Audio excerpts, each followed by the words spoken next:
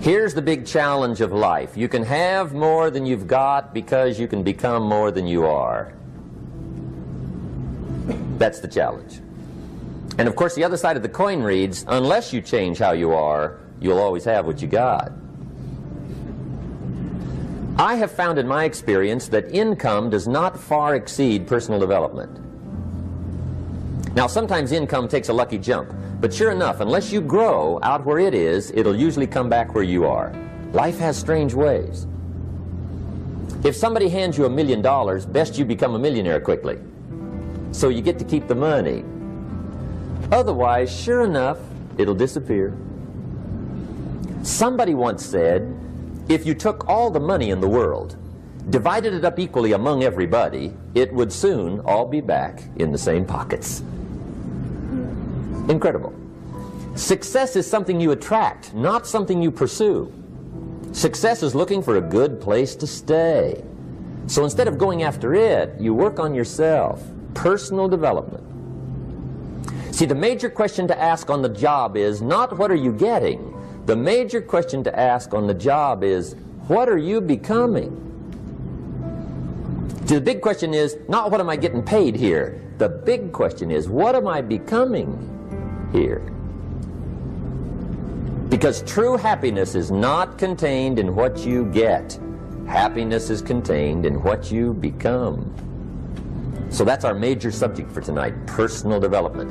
Of all the assignments Mr. Schoaf gave me at age 25, this was probably the most difficult. In fact, I'm still working on this one. I think it's an unending challenge to see what you can become. The next subject is called basic laws. And it's good to study the basics. And I call these basics primarily because they come from the Bible. Now, I'm not a theologian or a minister, and that'll be apparent. But Mr. Schoaf taught me that the Bible was a good textbook for ideas and stories and success equations, how to live the better life. I found out that was true. He also taught me that the Bible is as practical as it is spiritual, and I found out that's true. If you look at your bank account and your income and you're not happy, there are several places in the Bible to check to see what the heck's wrong so you can make the changes. And we're going to cover some of those tonight, called basics. Okay, the next subject is my favorite, setting goals. Mr. Schoaf taught me how to set goals. What a favor that was. One morning at breakfast, shortly after I met him, he said, Jim, let me see your current list of goals and let's go over them and talk about them. He said, maybe that's the best way I can help you get a better direction started. And I said, I don't have a list. He said, well, is it out in the car or home somewhere? I said, no, sir. I don't have a list anywhere. He said, well, young man, that's where we got to start. He said, I can tell you right now, if you don't have a list of your goals with you, he said, I can guess your bank balance within a few $100s.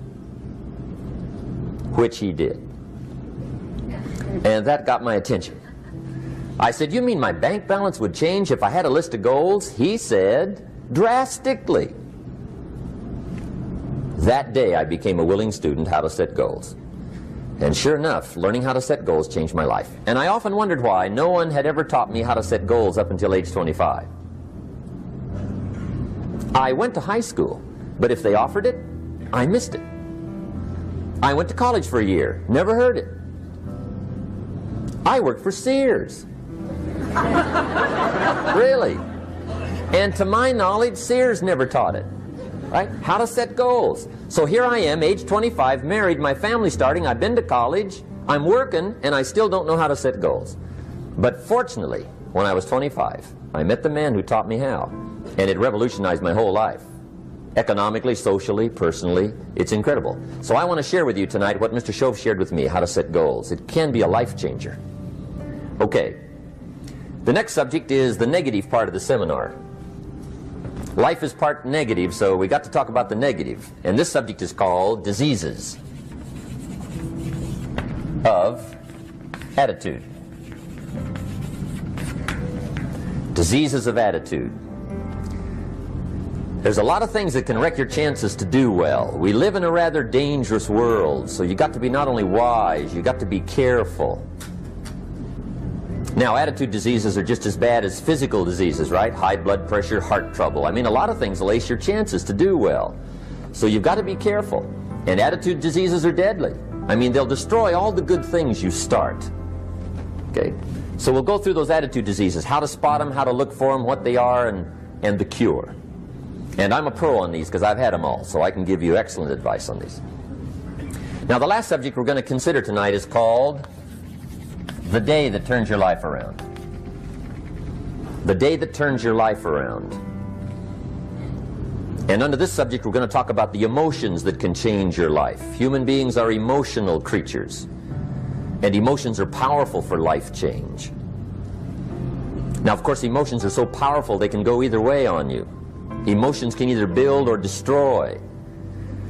So you really have to employ emotions properly. We call civilization the intelligent management of human emotions. If you can intelligently apply your emotions in the right direction, no telling what can happen. Could turn your life around one day would be sufficient. So we'll talk about those. Okay. Now that's a lot to cover in one evening, but we'll keep at it here and see if we can't get it all done. I'd like to have you now jot down the theme of the seminar. Every seminar should have a theme, I guess. We've got one. It's on some of our literature if you happen to notice it, but if you didn't, for your notes, here it is. The theme of the seminar goes like this: the major key to your better future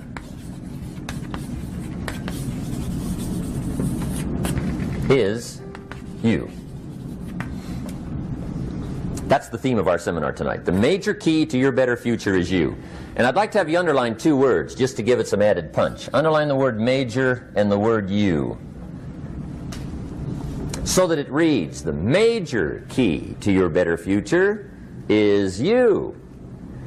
Now, my first suggestion is transfer this to a card or something where you can put it up, where you can see it every day. Preferably put it up where you can see it at the beginning of the day, before you go off to put the day together. This is a good phrase just to glance at, to keep in mind as you're putting the day together. It's called the silent seminar. If you'll just let this talk to you during the day, I found it to be tremendously helpful. The major key to your better future is you.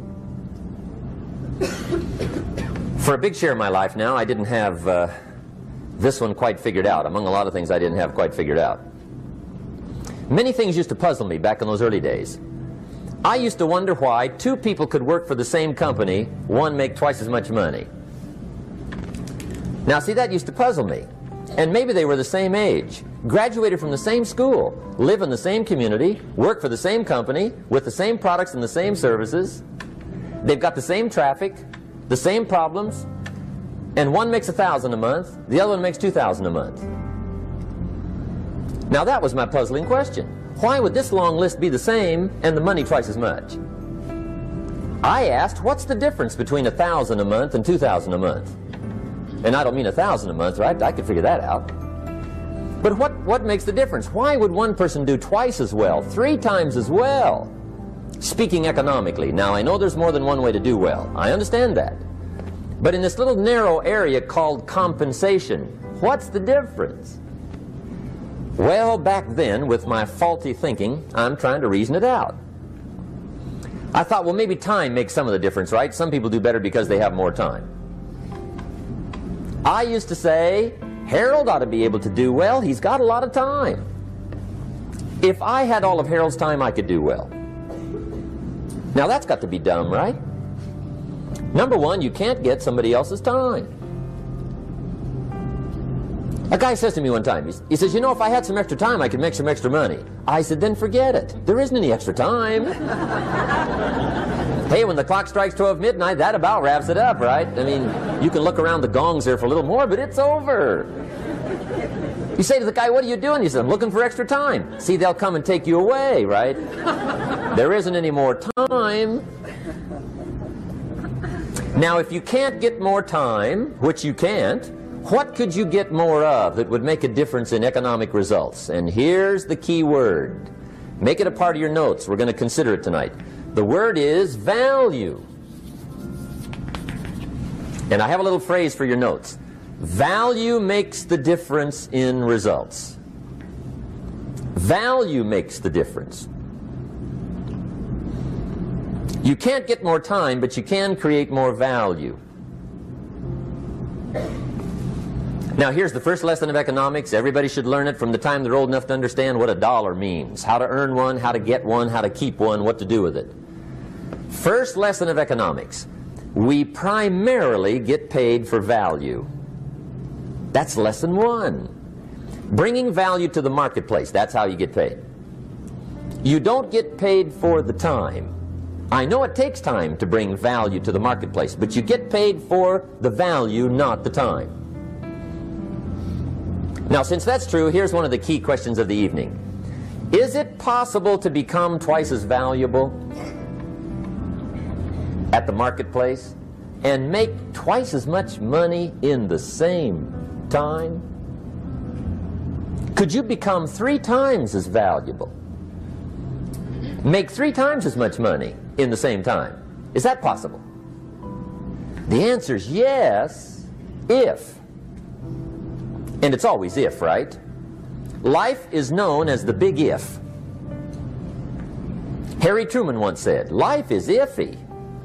How true. And here's the big if we're going to consider it tonight. It's possible to do much better at the marketplace if you go to work primarily on yourself. And that's the theme of our seminar tonight. Learning to work primarily on yourself. People have asked me for the last 24 years, how do you develop an above average income? And the answer is, become an above average person. Develop an above average handshake. Some people want to be successful, they don't even work on their handshake. As easy as that would be to start on. They let it slide, they don't understand. Develop an above average smile. Develop an above average excitement. Develop an above average interest in other people. Develop an above average intensity to win. See, that'll change everything. Probably one of the most frustrating experiences in life is looking for an above average job with above average pay without becoming an above average person. It's called frustration.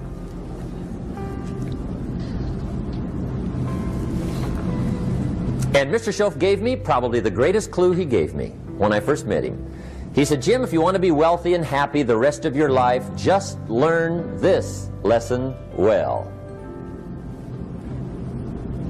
He said, learn to work harder on yourself than you do on your job.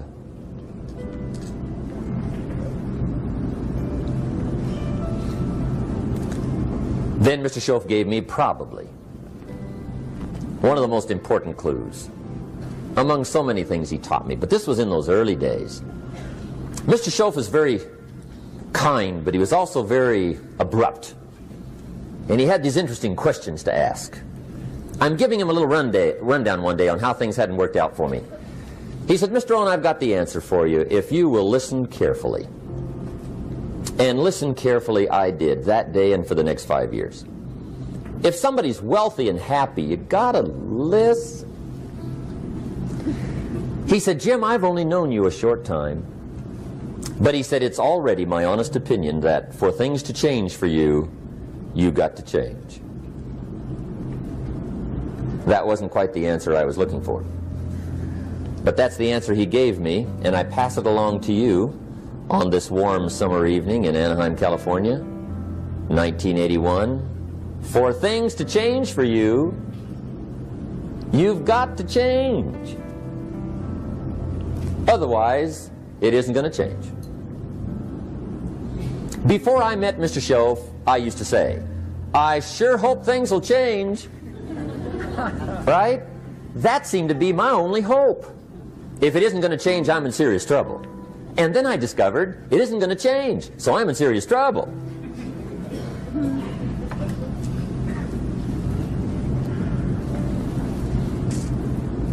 See, I can tell you what the 80s are going to be like. You have dropped into the right place. I did a seminar one time for Standard Oil executives and management in Honolulu. And we're having a conference one day on this big conference table. And one of them said to me, Mr. Rohn, you know some fairly important people halfway around the world. What do you think the 80s are going to be like? I said, gentlemen, I do know the right people. I can tell you. So they all listened very carefully. And I said, gentlemen, based on my wide experience, I can really honestly say to you, in my opinion, in the 80s, it's going to be about like it's always been. Aren't you glad you came? That's inside. I don't pass that around just everywhere. Now, of course, I said that to make a point, but I also said it because it's accurate. It's going to be about like it's always been. It isn't going to change. The tide comes in, and then what? It goes out. For 6,500 years that we know of, recorded history, and probably long before that. So it is not going to change. It gets light, and then what? It turns dark. 6,500 years. See, it's not likely to change. And we're not to be startled by that. And if the sun goes down, the guy says, what's happened, what's happened? It means he hasn't been here long, I guess, right? It always goes down about this time. The guy says, well, I don't like that arrangement. Well, you got to talk to somebody besides me, right? It gets light, then it turns dark. In rotation, the next season after fall is what? Winter. Pray tell, how often does winter follow fall? Every year regularly for the last 6,500 that we know of. See, it is not going to change. Now, some winters are long, and some are short, and some are hard, and some are easy, but they always come right after falls. It isn't going to change. Sometimes you can figure it out, sometimes there's no way to figure it out.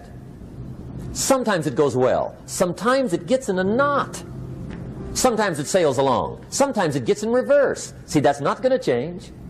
The last 6,000 years reads like this: opportunity mixed with difficulty. That's how it reads. It isn't going to change.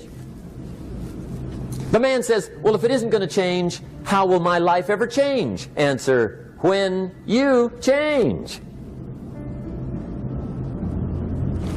And whether I'm talking to high school kids or business executives, my message is always the same. And it goes like this: the only way it gets better for you is when you get better.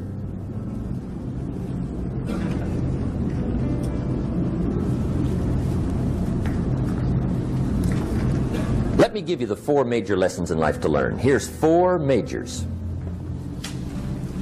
It's good to study the majors. In our weekend seminar we teach. Some people don't do well because they major in minor things. You've got to be on the lookout. At the end of every week, end of every month, you've got to check, make sure you're not spending major time on minor things. We go through that whole series. Majors and minors. Now, let me give you 2 phrases before we get to the 4 majors. This will set it up and you'll see where I'm going. 2 key phrases for your notes. Here's the first one. Life and business is like the changing seasons. That's the first phrase. Life and business is like the changing seasons.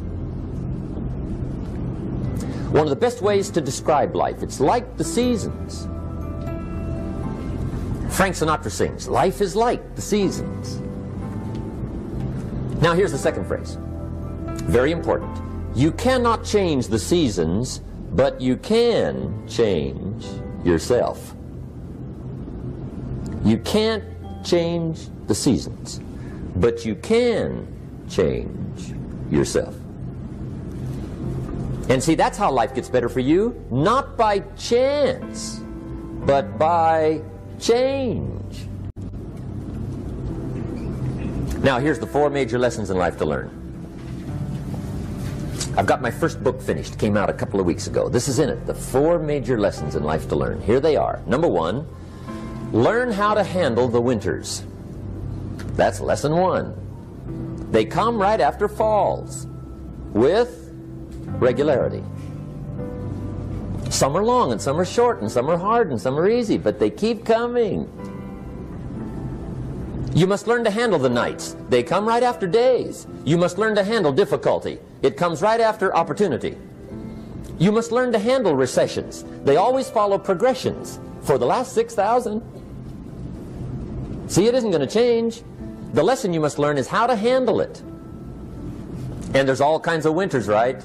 The winter when you can't figure it out. The winter when it all goes smash.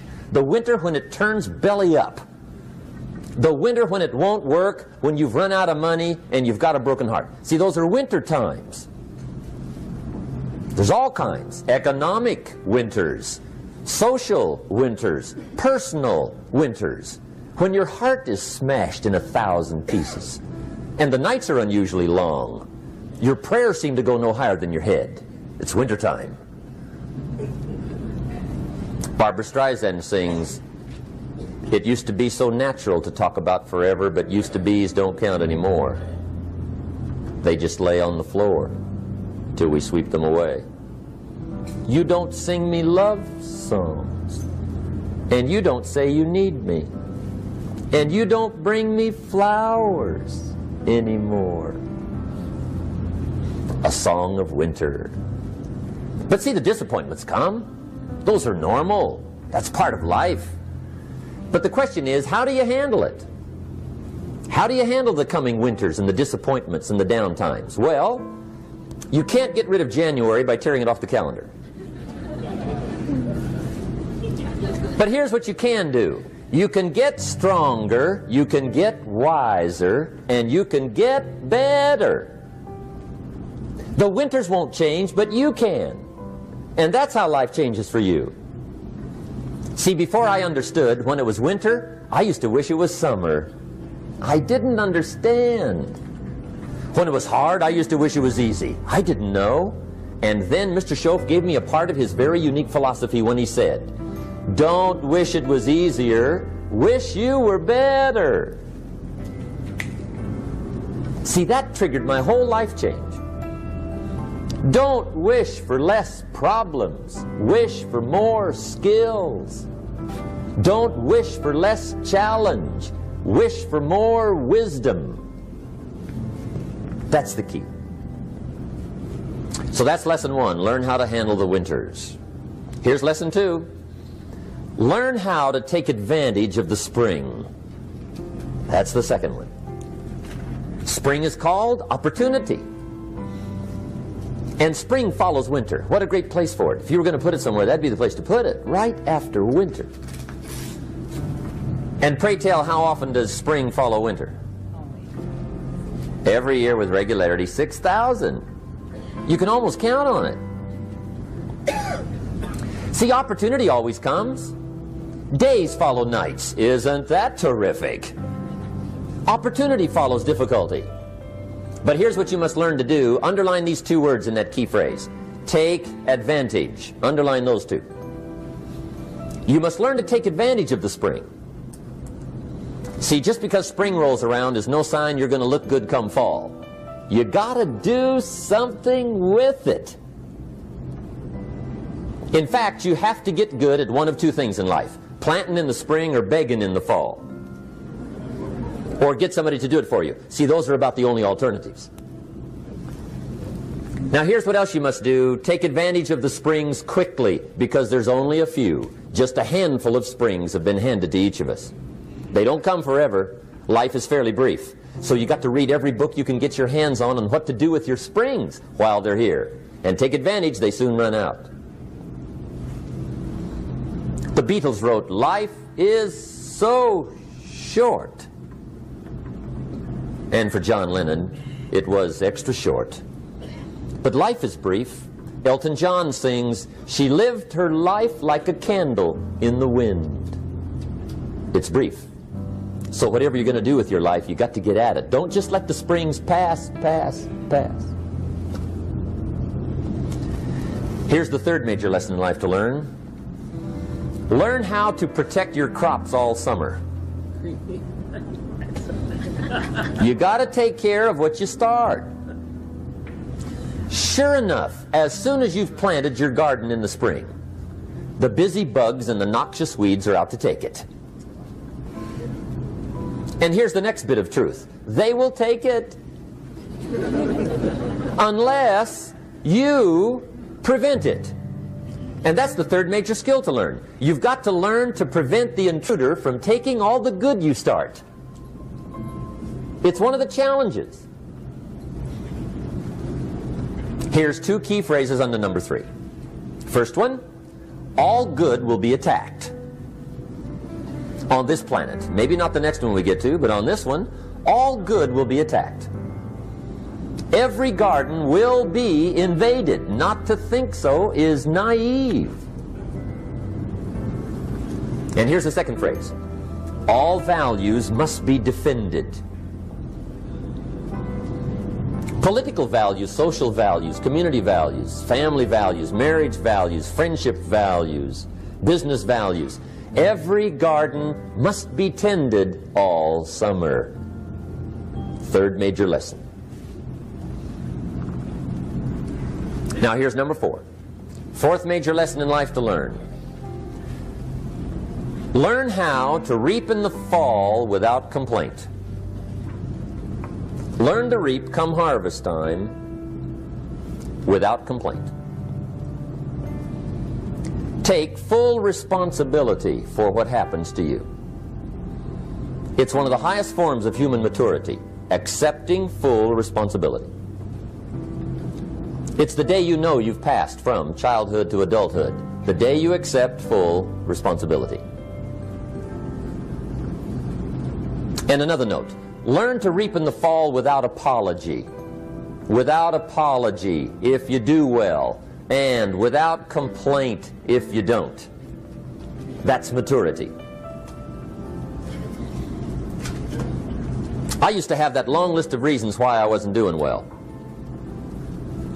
To explain. You got to explain, right? Otherwise you're going to look bad. I used to have this funny list called Reasons for Not Looking Good.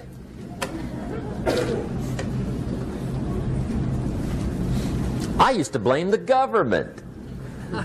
I mean, you can believe that or not. It was at the top of my list. I had a lecture second to none. The government. That was on my list. I used to blame taxes. Look what you got left after they take everything. And they expect you to do well. That was on my list there. Prices, that one's easy, right? You walk into the supermarket with $20, come out with a little half bag. So I had that on my list. I used to blame the weather. I blamed the traffic. I used to blame my car. I blamed the manufacturers. I used to blame the company. I blamed company policy. I used to blame the training program. I blame my negative relatives. They were always putting me down. I blame my cynical neighbors. They're just selfish, looking out for themselves. Won't loan you money? They were on my list.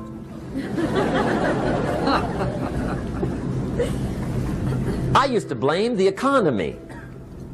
I blamed the community. That's a pretty good list for not doing well, isn't it? I thought it was good. I'll never forget one day, Mr. Schoaf was very kind, but he was also very blunt. And this was no exception. And I'm glad he was blunt. There's a lot of things I'd have missed if he hadn't have been blunt. One day, with sort of a curious look on his face, he said, "Jim, just out of curiosity, tell me, how come you haven't done well up until now?" Excellent question. I thought, well, so I won't look too bad, I'll go through my list. And this list I just gave you, I put that on him. And he was very patient. He let me go through the whole thing, the government, the weather. I went through this whole thing. When I finished, he looked my list over very carefully. He said, "Mr. Rohn, big problem with your list. You ain't on it." How brilliant.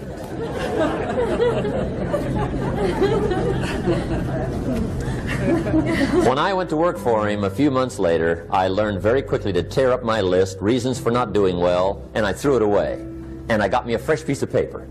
And I put one word on it. Me. There's a Black Heritage spiritual that says, "It's not my mother nor my father, nor my brother nor my sister, but it's me, oh Lord, standing in the need of prayer." See, I used to blame everything outside. And then let me give you a little philosophy that helped turn my life around. For your notes, here it is. It's not what happens that determines the quality or the quantity of your life. It's not what happens. And the reason is because what happens happens to about everybody. No different. The sun went down on all of us last night. A common event, a happening. And I found out that the same things can happen to two different people. One gets rich and one stays poor. Why is that? It's because it's not what happens, but rather it's what you do that changes everything. So that's a key phrase. It's not what happens, it's what you do. What happens is about the same. You might put that in parentheses here. Same. What people do, that's what's different. Anything can happen, right? Everything can happen. I've heard all the stories. I've been one of the stories. Hey, we could all tell stories all night long, right? Happenings. Anything can happen. Have you heard of Murphy's Laws? Anybody here heard of Murphy's Laws? Okay, most of you have. Murph had these laws. One of them was, if anything can go wrong, it will. That's one of Murphy's Laws. He was not one of the great positive speakers of the day. But anyway, it's still true though, right? Anything can go wrong, everything can go wrong. For sure. I've fallen out of the sky so many times. Once to the tune of a couple of million. Devastating. Took me a while to survive that one. Now, it wasn't all that much, but it was all I had. Right? I mean, that's when it's much, right? When it's all you got. If you got 3, 2 go, you got 1 left, you ain't looking that bad. But when it all goes, has anybody been there when it all went? Anybody? Come on, the rest of you liars. Go ahead. Hey, we've all been there, right? When it all went. Of course, it used to be a long time ago, right? When you ran out of money, got to 0, you were all through. Heck, now you can whistle right on by 0, right? I mean, they will bury you. That's what they will do.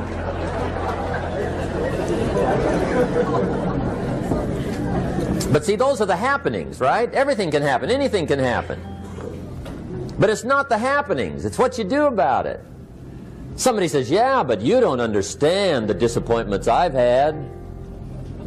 Come on. Everybody's had their share. Disappointments are not special gifts reserved for the poor. Everybody has them. The difference is what you do about them. It's not the weather. I used to blame the weather, and I discovered it rains on the rich. So see, that won't help. 2 men wake up one morning, there's a rainstorm on. One of them looks out his window, sees the rainstorm, and he says, wow, what a storm. With weather like this, they can't expect you to go out and make sales. He stays home. Same morning, the other guy looks out his window, sees the same storm, says, wow, what a storm. But he says, you know what, with weather like this, what a great day to go out and make sales. Most everybody will probably be home, especially the salesman.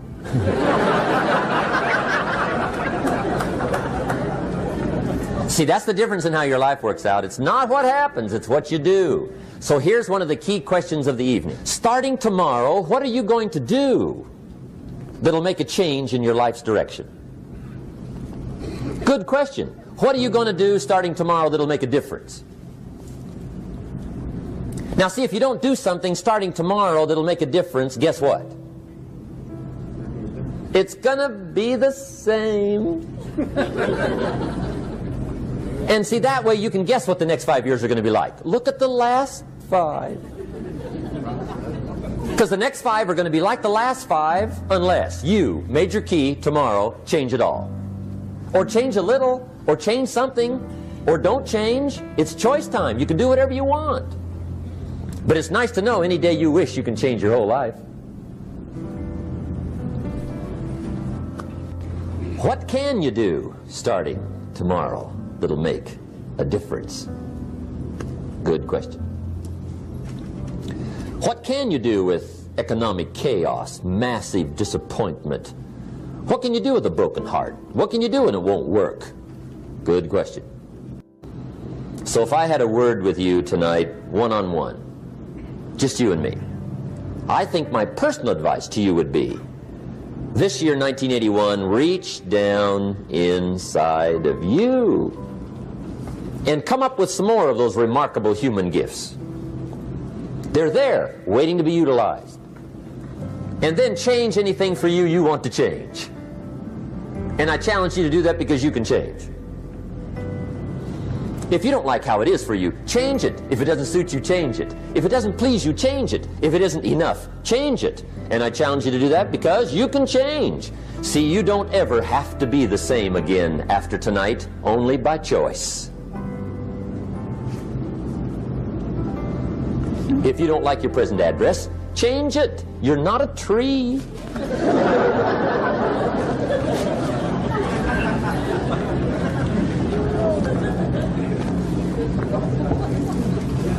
Now, let me give you 3 steps to personal development. Let's get down to the nitty-gritty. What does it take to really make the changes starting tomorrow? It takes more than philosophical pronouncement. I know that. It also takes more than enthusiasm. I know we're hearing a lot about enthusiasm these days, but see, that just won't do the job. We're still hearing the old cliches of the 30s, right? To be enthusiastic, you must act enthusiastic. But see, that's not going to help. After you have leaped about, there are some things you got to do, or it isn't going to change. See, you can get all excited about lifting 200 pounds till you get to the gym. And then you need a new excitement. And the new excitement is called discipline. Major step to human progress. Discipline. If there's one thing to get excited over, that's it. Get excited over your ability to make yourself do the necessary things. What could you make yourself do starting tomorrow that would change it all? No telling. Now, see, that's exciting. On any given day, you can massively change the direction of your life.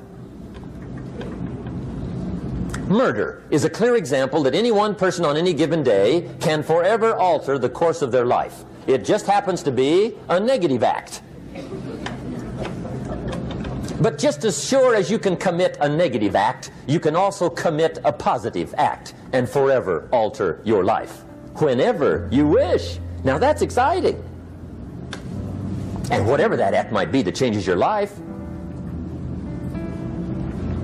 The guy finally takes a shotgun to his car and blows out every window, destroys every tire, puts 100 rounds in this shabby old thing. And he says, I have driven this embarrassing thing for the last time. And not only will I never drive it again, nobody else will ever drive it again.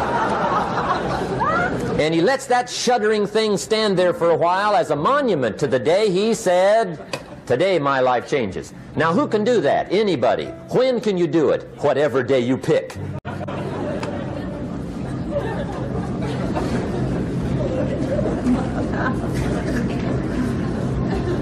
Now here's the key to discipline.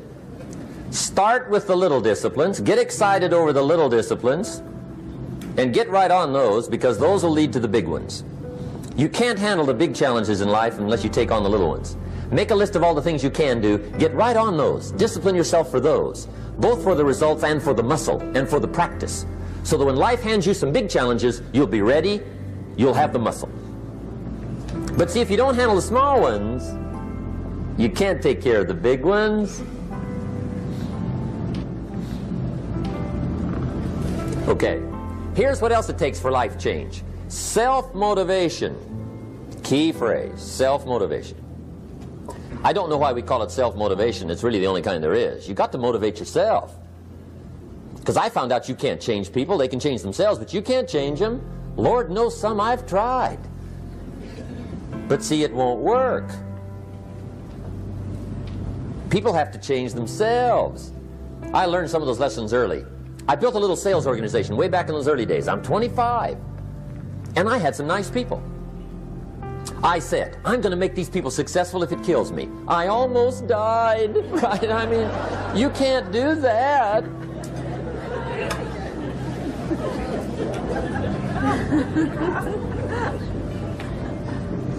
See, I've discovered this. Good people are not trained, they're found. You find good people. You don't make them good, you find them good. Training really is for the purpose of finding good people. You don't need much instruction for a good person. Too much training probably means you got the wrong people.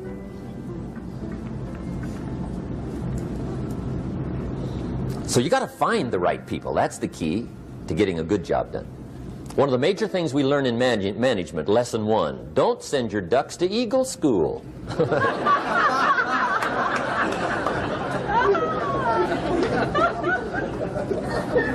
Because it won't help. I mean, I'm telling you, it won't help, no matter how good your school is. And the little eagle badge and little eagle hat, I'm telling you, it won't help. It won't help. You can tell whether your school's done any good, right, is when it's over, right? The duck goes for his first rabbit and makes him a friend. You say, no, no, no. Anyway, so it takes self-motivation to really alter your life. And you don't want to give self-motivation away to somebody else and make it somebody else motivating you. The guy says, boy, if somebody just come by and turn me on. What if they don't show up? Right? See, you got to have a better plan for your life. Okay. Now, if you're excited and you're ready to change, let me give you 3 steps to start life change that can change your life, your personality, your lifestyle, everything can change.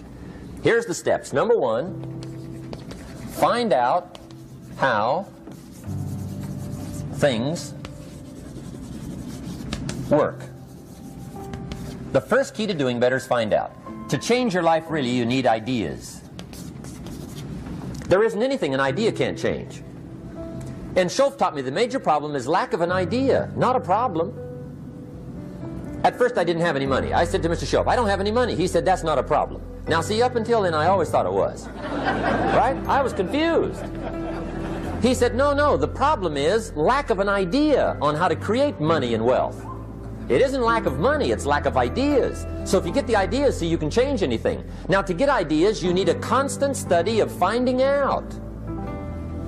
Now Schoaf also said, when you find out something that works, put the information in your journal.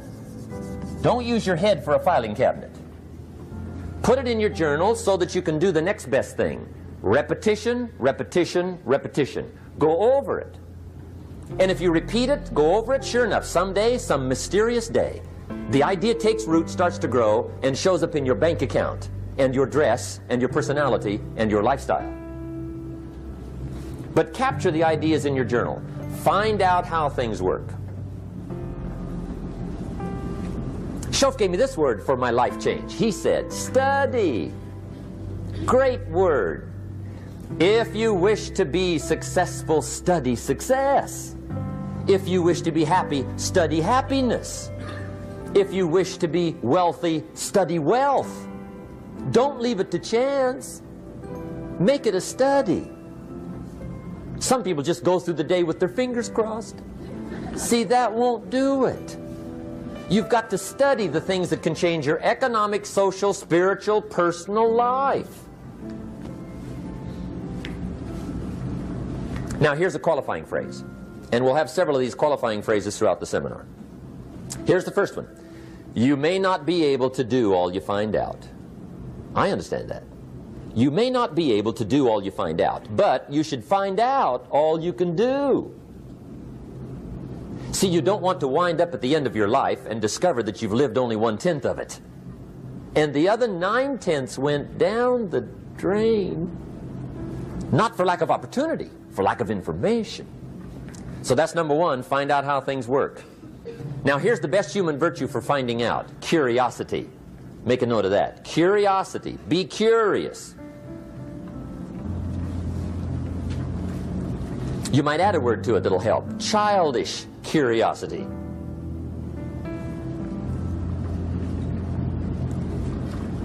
What will kids do if they want to know something bad enough? Bug you, that's the phrase. They can ask 1,000 questions. You think they're through? They got another 1,000. They'll drive you to the brink. It's a virtue. when you gotta know. Be like a child. In fact, Jesus, the master teacher, said, unless you can become like little children, you might as well forget it. You don't have a prayer. Excellent advice. You got to be like children. 4 ways, in my opinion, to be like a child. Number 1 is curiosity. Number 2 is excitement. Get excited like a child over your ability to make yourself do anything for change. 3rd is faith. Have faith like a child. Adults are too skeptical. And 4th is trust. Trust is a childish virtue, but the rewards are incredible. So be like a child. Now, if you're curious, let me give you 3 ways to find out how to change anything. Any life direction, any dimension. Here's 3 ways to find out how to change anything. Number 1 is to read. Become a good reader. All of the successful people I know and work with around the world, they're all good readers. Curiosity drives them to read. They got to know. They just read.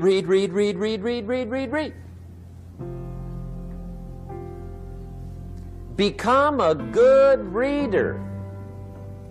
Now, that's my opinion. Listen to the other lecturers and listen to me and make up your own mind. Don't be a follower. Be a student.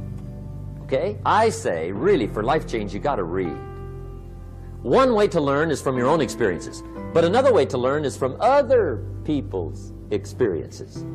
See, one book might save you 5 years if you read it. Did you know there's books on how to be stronger, more decisive, be a speaker, be a leader, have a better effect on other people, develop your personality? Did you know there's books on that? And people don't read them? How would you explain that? And they can read. Did you know that hundreds of successful people have written their stories in books and they wrote down how they did it and people don't read it? How would you explain that? The guy's busy, I guess. You know, you get tied up. The guy says, well, yeah, you work where I work. By the time you struggle home, it's late. You got to eat a bite of supper, watch a little TV, get to bed. You can't sit up half the night reading.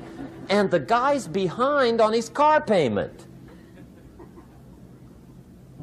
Good worker, hard worker, sincere. But you got to be better than sincere and work hard. Otherwise, at the end of your life, you'll wind up cold, stony broke. You got to be better than a good worker. You got to be a good reader. The whole world is governed by laws. The universe, in fact. Laws. We call it the law of electricity. We call it the law of gravity. There's mathematical laws. There's physical laws. Speed and velocity laws. Agricultural laws. There's all kinds of laws. Now that we find ourselves on the spinning planet, you just have to learn what I call the setup. Learn the setup. Life's setup. Now, we didn't set it up, but we're here, so you got to learn it. And we should learn the setup for 2 basic reasons. Number 1, to keep from getting hurt. It's one of the major reasons for learning, so you won't get hurt. See, economically, socially, personally, you can get hurt just not knowing. Ignorance is not bliss. Ignorance is poverty. Ignorance is tragedy. You got to know, or you're going to get hurt. It's good to know not to walk out the 10th-story window. That's excellent information. Now, what if a guy didn't know and he walks out? Now he's dead at the bottom. Somebody says, well, the poor guy didn't know. You got to know, or you're going to get hurt. Okay. Now, here's a parenthesis. You don't have to like the setup. I don't ask you to like how it is. That's not what's important. But it is important to learn how it is. Okay, so you don't have to like it, but you should learn it. That's what I tell the kids, right? Make sure you get the information. What you think about it, that's up to you. What you're going to do with it, that'll soon be up to you. But make sure you get it. See, there's nothing worse than being stupid. Nothing. I mean, being broke is bad, but being stupid is awful. And what's really bad is being broke and stupid, right?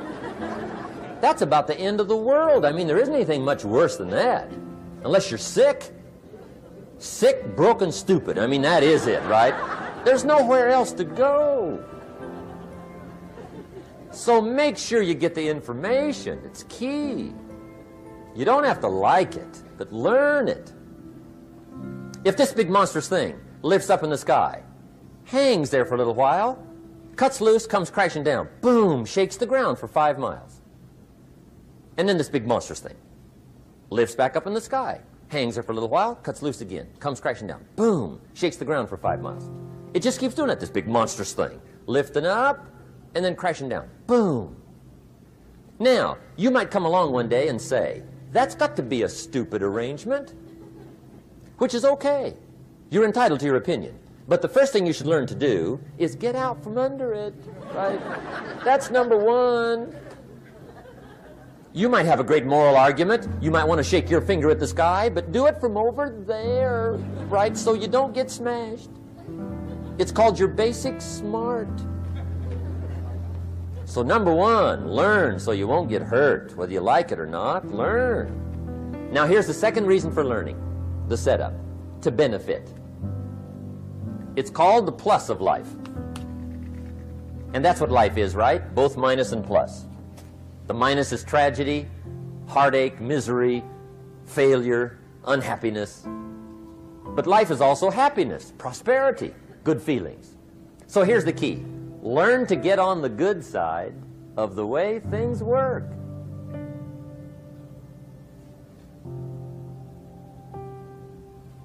Now here's 2 of the basic laws, and we'll take our break. Shof taught me these. They come from the Bible. Now again, I'm an amateur, okay? When it comes to the Bible, I'm not a pro. So you'll sort of have to take my way of putting it. But here they are. The first one is the law of use. The law of use. And it goes something like this. Whatever you don't use, you lose. Lack of use causes loss.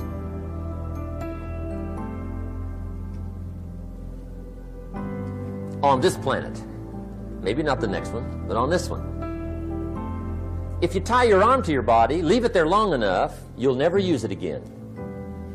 It's over for the arm. Now, it may not be over, but it's over for the arm. The only way to keep the use of this arm is what? Keep using it. If you quit, you lose automatically. They don't bring it up for a vote. You lose automatically when you quit. Now, the same thing that goes for your arm goes for your brain, mentality. The same thing goes for all the human virtues. Ambition, unused, declines. Strong feelings, unused, diminish. It doesn't grow, it diminishes. Faith, unused, decreases. It's a law. Vitality, unused, diminishes. Energy, unused, decreases. The guy says, well, I'm going to save up my energy. You can't do that. That's like trying to save today, put it on the end of the year. See, you can't do that. They'll come take you away. If you don't use today, what? It's lost. The guy says, well, I'll work twice as hard tomorrow to make up for it. See, that's foolish. You could have done that anyway.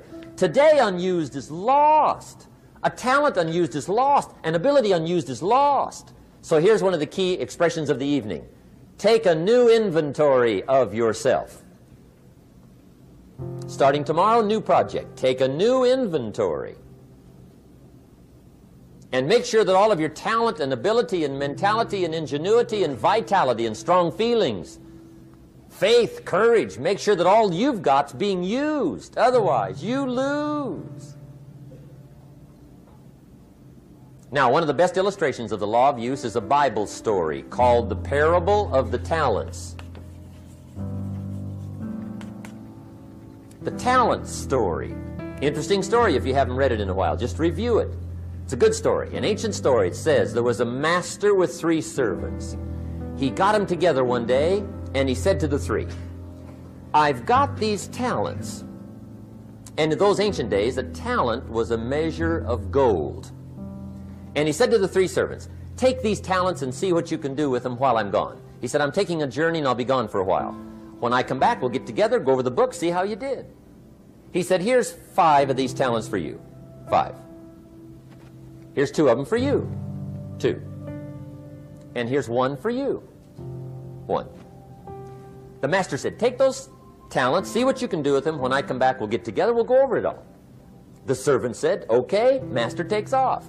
According to the ancient story, the master comes back from his trip. When he gets back, he gets the 3 servants together, and as he said he would, he asks, how did it go with those talents? You were 5. What happened? That servant said, well, I took the 5 talents you gave me, and I put them to work. A little shaky at first, but he said things finally got rolling. And he said, I poured it on. And he said, my talents grew to 7, 8, 9, 10. He said, I doubled my talents from 5 to 10. Books will show. Master said, one heck of a job. Or something like that. He said, I gave you 2 talents. What happened? That servant said about the same thing happened to me. I put those 2 talents to work, poured it on. They grew to 3 and then to 4. He said, I doubled my talents from 2 to 4. Books will show. Master said, well done. He said, I gave you 1 talent. What happened? That servant said, well, I took the talents you gave me, and I carefully wrapped it, and I dug a hole and buried it. And camouflaged it, I suppose, right, so nobody would steal it. And he said, fortunately, nobody got it. And he said, I knew you were going to be here today, so I dug it up. Here it is, safely wrapped. I did not lose it while you were gone. According to the ancient story, the master said, take that talent away from him and give it to the man that's got 10. Now you might say, well, I don't like that arrangement. The poor guy's only got 1 talent. He's already got 10. It ought to be more even. Remember, I didn't ask you to like it. But this one I would ask you to learn, because it simply means whatever you do not employ, you forfeit. It's a law. So learn well the law of use. Now here's the second one, and we're going to take our break. Second law from the Bible. This one we've heard since we were small, I'm sure. It's called the law of sowing and reaping. In fact, we've probably heard it so often we could quote it. It says, whatever you sow, what? You shall reap. Fairly blunt, hopefully clear. Here's my first suggestion on the law of sowing and reaping.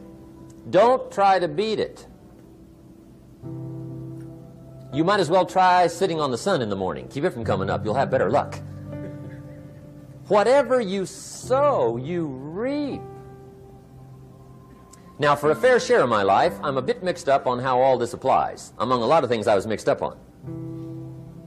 I knew I wasn't reaping too good. That I understood. My problem was I was confused about what was causing it. Remember me with the funny list? I thought those are the reasons why it isn't working out well. And then Mr. Schoaf gave me the clue that helped me figure it all out. He said, Mr. Rohn, I have another answer for you. There's another way to quote this law that'll show you where the problem is so you can go to work on it right away. All you need to know is where the problem is, then you can go to work on it. So he quoted me the law another way, and I found out what my problem was. Here's the way you quote the law. Whatever you reap is what you've sown. Now I knew what my problem was. Whatever you reap is what you've sown. If you don't like the crop, who do you look up? Answer, whoever planted it. And where do you find who planted your crop? Answer, in the mirror. What I finally learned to do come fall was to go to the mirror. That's where you go. And if necessary, you say, a few skinny carrots? I got to be unimpressed. Where were you last spring? Asleep. Didn't you read the books? Did you break your hoe? Let me give you 7 key points to the law of sowing and reaping. Let's tick right down through the list of 7, and it'll be break time. 7 points to sowing and reaping. Here's part of the philosophy that really helped me to make some changes in life direction. Number 1, the law of sowing and reaping is negative. That's number 1, which simply means if you sow bad, you reap bad. Now, this is kind of 3rd grade, but it doesn't hurt to go over the basics. If you plant thistle seeds, you don't get pumpkins. Honest, no use looking for pumpkins. John says, how come no pumpkins? Come on, John. The law's negative. That's how come. Now, here's number 2. The law's positive, which simply means if you sow good, you reap good. If you plant pumpkin seeds, you don't get thistles. Not from pumpkin seeds. Mother Nature won't pull tricks on you over in the corner snickering and pushing you thistles and you planting pumpkin seeds. She won't do that. You will get pumpkins from pumpkin seeds, and the reason is because the law is positive. Now, here's number 3. I got excited when I found out the full dimension of this. See, you do not reap what you sow, but rather you always reap much more than what you sow. So the 3rd key word is more. You don't get back what you put out. You get back much more than what you put out. And it works both positive and negative. On the negative side, it said, if you sow to the wind, you reap the whirlwind. So you've got to get ready for that, or you will be naive. See, anybody can, whether you will or not. See, that's the question. And here's a good question to ask. We are all buying somebody's plan. The question is, whose? Who's got you talked into doing what you're doing? Who's got you talked into your present plan? See, 10 years from now, you will surely arrive. The question is, where? But see, anybody, if you want to, can go searching for a good plan, pick it, and start working it. And sure enough, as the time passes, as it surely will 5 years from now, 10 years from now, then you'll be winding up wearing what you want to wear, driving what you want to drive, living where you want to live, become what you want to become. But now's the time to fix the next 10 years. And who can? Anybody. Here's number 6. The 6th key to sowing and reaping. This is leveling with you now, as we promised to do. There's one thing better than the truth, and that's the whole truth. And here's part of the whole truth of the law of sowing and reaping. Number 6 is, you could lose. There are times when you just lose, no matter what you do. It's that kind of planet. You reap what you sow, yes, but... What does that mean, yes, but? Well, the farmer plants his crop in the spring, takes care of it all summer, loves his family, works 10, 12 hours a day, 6, 7 days a week, is an honorable man. Come fall, he's got a beautiful crop, and he deserves every bit of it. But the day before he sends the combines into the field, a hailstorm comes along and beats it all in the ground, which means you lose. Somebody says, well, what did he do wrong? Answer, nothing. It's just that kind of planet. Sometimes it's going to hail on your crop and rain on your parade, so you got to get ready for that or you will be naive. That's just part of the life arrangement. And don't press me why. I was not in on some of the original decisions here, so I don't know how it got set up. But there's just times, sometimes you lose. That's part of life. But now here's number 7. The 7th key to sowing and reaping. And it goes like this. It's just another way to quote the same law. And it goes like this. If you don't sow, that's just another way to quote the law. If you don't sow, what? You don't reap. You don't even have a chance. So if you looked at your game plan tomorrow, you might come to the quick conclusion, I got to get some sowing going. How true. Get you some sowing going. And remember, you've got plenty of time. You've got all the time there is. Some people spend enough TV time to make a fortune. The latest article on television watching in this country, according to the latest article, the average television is on in this country in every household 7 hours a day, called the Big 7. I asked a guy one time what his TV cost. He said about $450. I said, you forgot to look at the price tag. He said, what do you mean? I knew he was a TV watcher. I said, that television costs you, in my opinion, at least $12,000 a year. To watch it, not to own it. Owning it's cheap. Watching it is what's expensive. And I said, hey, $12,000 a year is too much to pay to watch TV. That's too much. Pay a little, but not $12,000. And he's the guy that said, I hope pay TV never comes.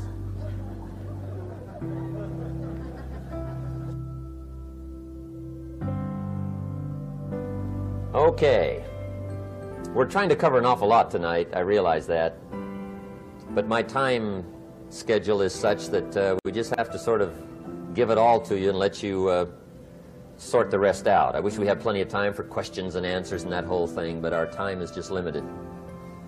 But we are trying to go through an awful lot, I realize that. But looks like everybody's getting it. This is about the note-takingest crowd I've seen in a long time. Incredible. Does anybody have 5 pages yet? Anybody? Oh, fantastic. Incredible. Okay. Maybe you heard the story about the preacher down in Texas, southern part of the country. He was an evangelist back in the horse and buggy days. And he was very good at being an evangelist, and a lot of people used to come and hear him preach. And one day he put up his tent in one of these Texas towns and expected a big crowd as usual, come hear him preach. And he got there, first night of the tent revival, walked in. 7:30, time to start. And to his surprise, the tent was empty. He thought, well, something must be drastically wrong. So he waited till 7:45, nobody showed up. 8 o'clock, zip. Finally, 8:15. One lone cowboy wandered up on his horse, tied his horse up outside, came in, sat down on the front bench, right, waiting for something to happen. The preacher thought, well, at least I better go down and talk to the cowboy. So he walks down, talks to the cowboy, and he says, cowboy, I'm the preacher. And he said, I don't know what to tell you. Something's gone wrong. He said, this tent was supposed to be full of people. He said, I'm embarrassed. He said, you're the only one that showed up. And he said, I really don't know what to do. And the cowboy said, well, I'm not a preacher, so I really can't tell you what to do. You know, he said, I'm just a cowboy. But he said, I know this, if I went out to feed my cattle and only one showed up, I'd at least feed it. The preacher thought, hey, the cowboy is right. If you've got a good idea to share, you should share it, if there's 1 or 1,000. So he got kind of inspired by this conversation, and he jumped up on the platform and started to preach, as if the tent was full of people, just exploded. And he went for an hour and 15 minutes, just kept rolling. Finally, he quit. And when he finished, he came down off the platform and talked to the cowboy again. Says, well, cowboy, what did you think of my sermon? And the cowboy said, well, I'm not a preacher, so I really can't tell. You know, he said, I'm just a cowboy. But he said, I know this. If I went out to feed my cattle and only one showed up, I'd feed it, but I wouldn't dump the whole load on it.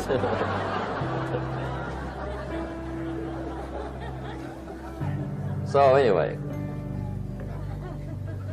if it seems like we're dumping the whole load tonight, I guess we are. But gosh, everybody's doing well. I'm having a good time. I appreciate the response here tonight. Okay, the next subject is setting goals. Let me show you what turned my life every way but loose. Mr. Schoaf dropped this idea on me, changed me completely. Setting goals. Here's what can easily happen if you don't set goals. It's easy to let life deteriorate into making a living instead of designing a life. And we all have a choice. Make a living or design a life. It's easy to get trapped by economic necessity and settle for existence rather than substance. That's easy. But the best advice I can give you on how to break out of that trap is to learn how to set goals.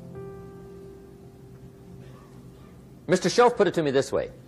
He said, Jim, if you had enough reasons, you could do the most incredible things. I never forgot how he put that. If you have enough reasons. See, reasons will change your whole life. Mr. Schoaf said to me, he said, Mr. Rohn, I think you've got plenty of intelligence, you've got plenty of talent, you've got plenty of ability. Probably what you lack is plenty of reasons. He said, I don't think your current bank balance is a true indication of your level of intelligence. I was happy to hear that. He said, I think you're much smarter than your present bank balance indicates. And that turned out to be true. I was much smarter. But of course my first question was, well then why isn't it bigger? And he said, you don't have enough reasons. You've got enough intelligence, but not enough reasons. So see, reasons can change your life. Here's what else I found out. Reasons come first, answers come second. You don't get the answers to do well till you get the reasons. Life has a mysterious way of hanging on to all the answers and only gives them up to the people that are inspired by reasons. So reasons make the difference in how your life works out. Now, what are some of the reasons for doing well? Let's go through a quick list called Reasons for Doing Well. First is personal reasons. Some people do well for recognition. Some people do well for respect. Some people do well for the way it makes them feel. They love the feeling of being a winner. Those are good reasons. I have some millionaire friends that keep working 10, 12 hours a day, making more millions. And it's not because they need the money. It's because they need the joy and the satisfaction and the pleasure that comes from being a constant winner. And see, it's not just the money anyway. It's the journey, not the money. Once in a while somebody says to me, boy, if I had $1 million, I'd never work another day in my life. That's probably why the good Lord sees to it they don't get their million, right? They'd quit. They'd quit. Okay. Next is family reasons. Some people do extremely well for other people, and that's powerful. Human beings can greatly affect each other. Sometimes we will do things for somebody else we will not do for ourselves. We're made that way. I met a man one time who said, Mr. Rohn, to do all the things I want to do with my family around the world, he said, I got to have at least $250,000 a year. I thought, incredible. Could a guy's family affect him that much? And the answer is, of course. How fortunate are the people that find themselves greatly affected by somebody for personal achievement. And we are affected. The writer of a recent song said, "If not for you, the winter would hold no spring, couldn't hear a robin sing. I just wouldn't have a clue if not for you." So we can be affected. That might be one of the most stimulating reasons to do well, finding somebody. When Andrew Carnegie died, the wee little Scotsman that built the big steel industry, when he died, they opened up his desk, and in one of the desk drawers, they found a slip of paper. On that piece of paper, Mr. Carnegie had written his goal for his life, and he wrote it when he was in his 20s. And on that piece of paper, it said, "I'm going to spend the first half of my life accumulating money. I'm going to spend the last half of my life giving it all away." What a goal. He got so inspired by that goal that the first half of his life, he accumulated $450 million. And the last half of his life, he gave it all away. Good question tonight.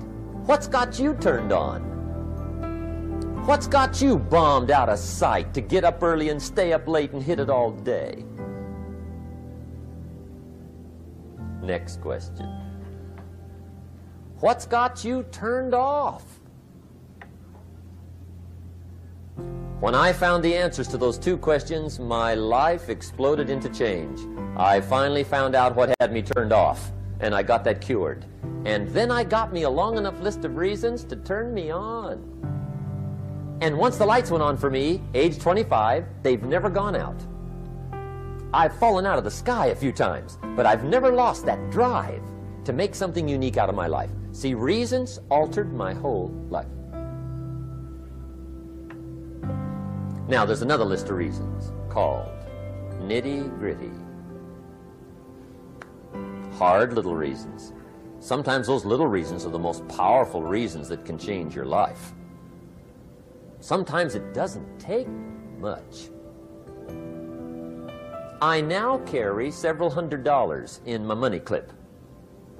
It's only a few $100s, but it was one of those reasons turned my life around.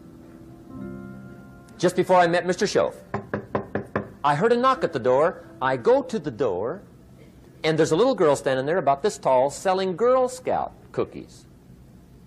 And she gave me one of the finest sales presentations I've ever heard. Special deal, several flavors, this whole package of stuff, $2. And with a big smile, she very politely asked me to buy. And I wanted to. Big problem. I'm broke. I don't have $2. And to this day, I can remember the pain and the embarrassment. I'm a father. I'm a husband. I've been to college. I'm working. I'm 25. I don't have $2.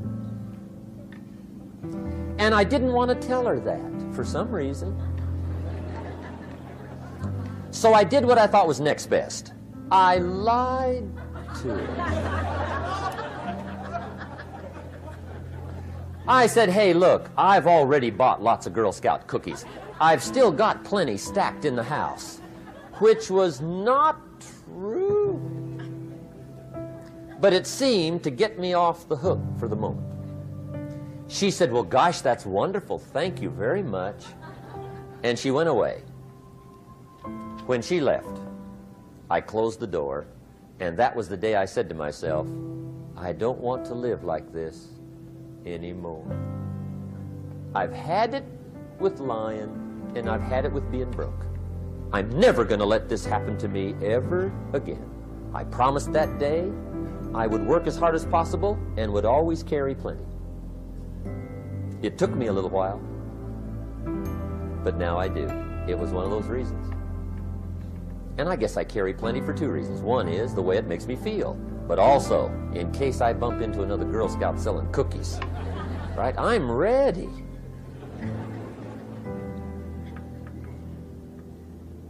I walked out of the Bank of America one time up in Saratoga, California, where I used to live. Two little girls selling candy right outside the bank. Good place. Some girls' organization they're working for, right? I come walking out of the bank.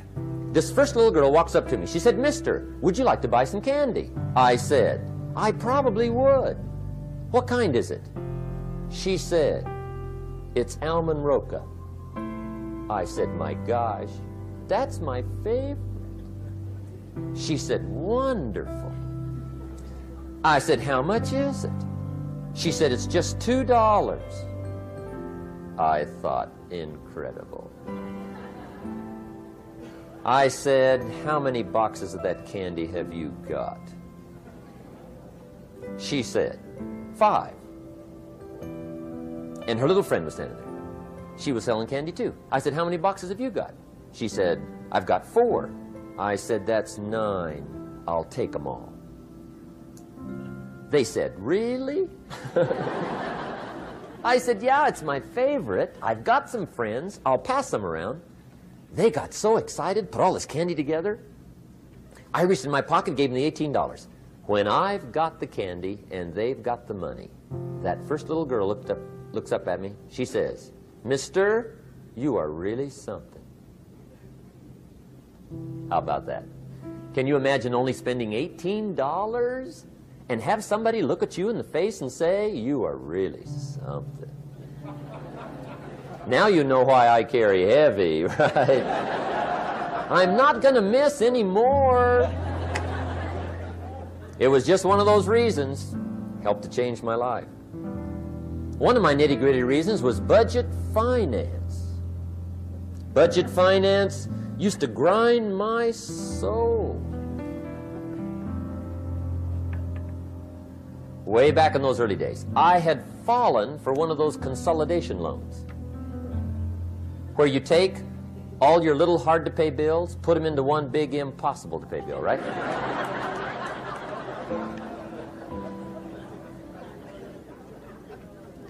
I would get 4 or 5 payments behind. This one guy used to call me day and night.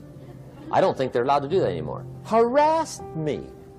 Threatened to run me in front of the judge. Threatened to ruin my credit. Threatened to embarrass my family. One day he said, "We're going to come get your car, drag it rear end up down the street in front of your neighbors." The guy even called me a flake. And back in those days, I'm broke, I'm pitiful, there's nothing I can do about it. But I never forgot how the guy treated me. And when I met Mr. Shoaf and I got my life straightened out and the money started to flow, that was one of my first projects, budget finance. I poured it on day and night. I finally put all the money together I owed him, which was considerable. I picked a day for the payoff. And when the payoff day came, I put the money in small bills in a big briefcase. And I walked into the budget finance office on Wilshire Boulevard in Los Angeles. The guy who harassed me so often, his desk was about 3 back. I walked right up to his desk, startled him. He wondered what I was doing there. It was the first time I'd been there since I'd borrowed the money, right? Without saying a word, I opened up this briefcase, dumped this pile of money all over his desk. I said, "Count it. It's all there. I will never be back." And I turned around and stormed out. Now, that might not be noble, but if you haven't tried it, you've got to one time.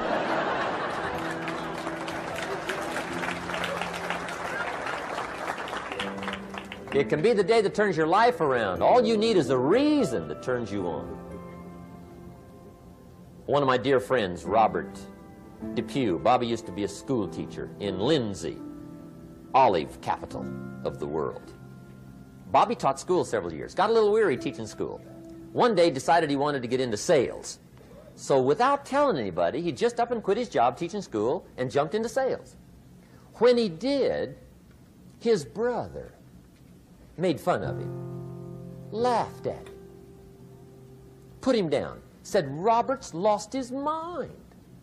Had a good job teaching school. Now he thinks he's a salesman. He's going to go down the drain, lose everything. Just put him down something fierce. Bobby said, the way my brother acted when I got into sales, he said that made me so mad. I decided to get rich.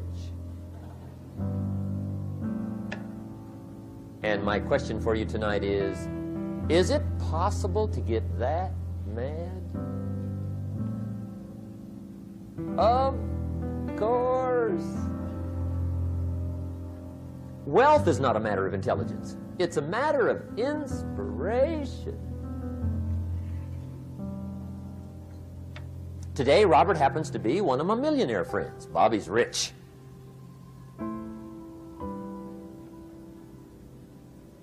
Frank Sinatra said one time, the best revenge is massive success.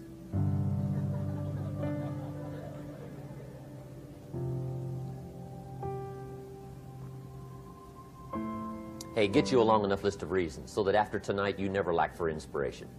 You might not have all the answers right away, but you can get the answers if you can get the reasons. Now let me give you a little simple formula for goal setting. Okay? We take 2.5 hours on the weekend for the whole 10-year plan. We don't have time for that tonight, but let me get you started with a little simple formula Mr. Schoaf gave me, and maybe this will be helpful. First of all, I've divided goals into 2 parts. First is long range. Long range goals. That's your dreams. Your dreams for the next 3, 5, 10, 20, 30, 40 years. Actually, the rest of your life. Your dreams. You've got to keep dreaming. Ronald Reagan, president, said to the joint session of Congress a few weeks ago, the Republic is a dream. And if we don't keep dreaming, we will lose the Republic. Your better future is a dream for yourself and for your family. Where do you want to go? What do you want to do? What do you want to be? What do you want to see? You've got to dream dreams. There's a Bible phrase that says, without dreams and visions, people perish. You've got to have something to go for that inspires the heart and the soul. Dreams. From the children of Sanchez, it says, take the crumbs from starving soldiers, they won't die. Take the bread from hungry children, they won't cry. But without dreams, we all will die. You've got to dream. Don't lose your dreams for yourself, for your future, for your family. The dreams of love and enterprise and travel and doing things, becoming something unique on your journey here. Don't lose your dreams. Do some dreaming. That's long-range goals. You've got to have those. So that's number 1. Here's the second part of goals, short range. Short-range goals. That's your goals for tomorrow, this week, this month, this year, the immediate future. We call these confidence builders. Because if you set up something short-range, go for it, get it, latch onto it, work hard, accomplish it. That starts building your strong feelings to go for your dreams. Now, I've divided goals into 3 categories. Here they are. Number 1 is economic. That's your goals for money, income, business, profits, production. Economics. Make sure you've got your economics well planned. Economics plays a major role in everybody's life. Economics is major, which means it ought to be meticulously well planned for tomorrow, this week, this month, this year, long range. What if you asked somebody tomorrow if you could see their meticulously well-planned list of economic goals? What would they probably say? They'd say, you some kind of a nut? You must be weird. Hey, I found out what success is. Success is doing what the failures won't do. Make sure you've got your economics well planned. It'll put you in the top 5%. one of the key little subjects we talk about on the weekend is the 7 fundamentals for wealth and happiness. And that's one of them, well-planned economics. It's a fundamental if you want to do well. Join the top 5%. Anybody in this room can join the top 5%, if you will. Okay. Now here's the second category of goals, things. Make a list of the things you want. And on my list of things, now I put everything. Little things as well as major things. Doesn't matter how small it is, it goes on my list. I used to just put major things, cars, homes. I don't do that anymore. I now load my list with everything. Everything. And the reason is, part of the fun of having a list is checking it off. That's it. Boy, at the end of the day, if you can go, got it, got it, got it, got it, got it, got it, whatever it is, right? You get into the habit. So load up your list, the things you want. Now, when you check off something major, celebrate. That's an important point to make. Celebrate your achievements. Live it up. Have a party when you reach something you've worked for a while. See, we all grow from 2 experiences. One is called the pain of losing. The other one is called the joy of winning. We need both of them. Amplify them as much as you can, which also means make losing painful. If you set up something, fooled around, didn't get it, put it on yourself. On the other side, if you did get it, congratulate yourself. Self-congratulations is a sign of maturity. Seeking congratulations is a sign of immaturity. But hey, winning and losing, see, that's what it's all about. That's the name of the game. Now, some people lead such mediocre lives, at the end of the day, they don't know whether they're winning or losing. They got no clue. Guy's just going through the day with his fingers crossed. There's a better way. Okay, here's the third category of goals, personal development. Put those goals together, personal development goals. That's your goals to be stronger, more decisive, be a speaker, be a leader, learn a language, all kinds of skills. Okay. The whole weekend seminar was designed to improve all your skills so that you walk away more skillful. And that's what you want, the personal development skills. That's what attracts, that's what brings good things to your life, the person you become, more skillful.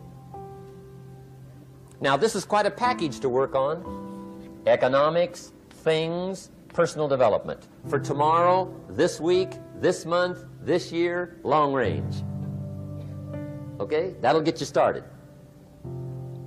Now, here's the simple formula for setting goals. It goes like this. A, work on your goals. That's step 1. Work on them. And I put the word work there deliberately. Setting goals is plain hard work. I don't want to kid you. We haven't come here tonight to kid each other. It's work. I know it's work. That's why a lot of people just let it slide. It's work. Many people work hard on their job, but they don't work hard on their future. They just let that slide. And the work involved is making plans. I know most people don't. I understand that, but don't let that be you. Guy says, well, yeah, you work where I work, but the time you struggle home, it's late. You got to eat a bite of supper, watch a little TV, get to bed. You can't sit up half the night. Plan, plan, plan. And the guys be all right. Good worker, hard worker, sincere. But you got to be better than sincere, working hard. You got to be better than a good worker. You got to be a good planner. Somebody once wisely said, the people who fail to plan are planning to fail. Well said. So work on your goals. Here's step 2. Write your goals down. That's so important. I teach my staff around the world, put your goals in your journal. Because one of the major people you want to study is yourself. Say, here's the list of goals I put together 3 weeks ago. Here's the list of goals I put together 2 years ago. Here's some of the changes I made, rearrangement of my priorities. I scratched these off. I put these on. I've gotten these. Study your accomplishments. Study what your desires are. Put them on paper. Write them down. Here's another reason for writing your goals down. It shows you're serious about doing better. And to do better, you got to get serious. You don't have to be grim, but you must be serious. Everybody hopes things will get better. Everybody hopes. Poor people hope. That ought to tell you something. It means the future does not get better by hope. It gets better by plan.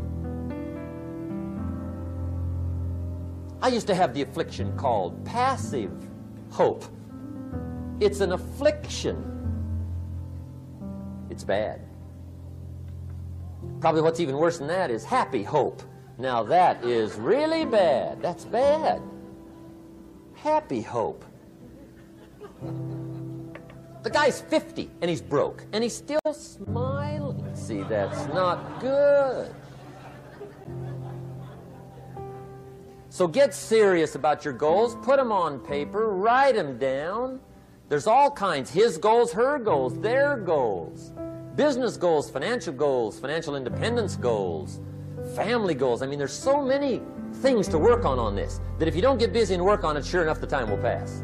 And sure enough, 5 years from now, you'll wind up where you don't want to be, wearing what you don't want to wear, driving what you don't want to drive, being what you don't want to be. Now's the time to fix it. Now, here's the third step to your goals. Check the size of your goals and the kinds of goals. How big they are, what kind they are, affects you. And here's one of the important phrases of the evening. Your goals are affecting you, whatever they are. Your goals affect your handshake. Your goals affect your attitude, personality. Your goals affect the way you walk, the way you talk, the way you dress. All day long, we're being affected by our goals. Now, some people have goals, but they have such lousy goals. The effect is bad. I asked a guy one time, what are your goals for this month? The guy said, look, if I could just scrape up enough money to pay these lousy bills. That was his goal. I'm not saying it isn't the goal. It's a goal, but it's such a lousy goal, the effect is bad. You don't jump out of bed on Monday morning and say, oh boy, another chance to go out and scrape up the money to pay my lousy bills. See, you don't do that. Usually you say, oh, not another Monday.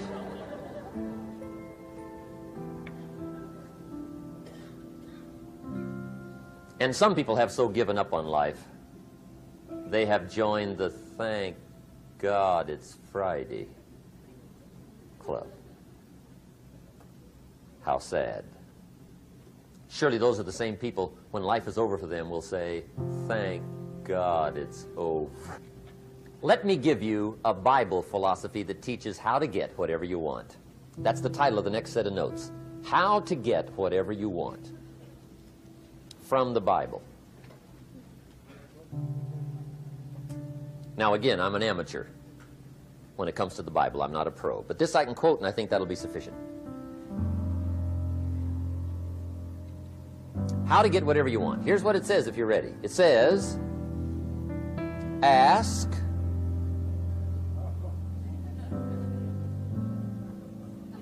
that's it. End of notes. Ask. If there's one art in life to learn extremely well, that's got to be one of them. The art of asking. What does ask mean? Ask means, what do you want? And the formula is staggering. It says ask and what? A guy ought to look into that.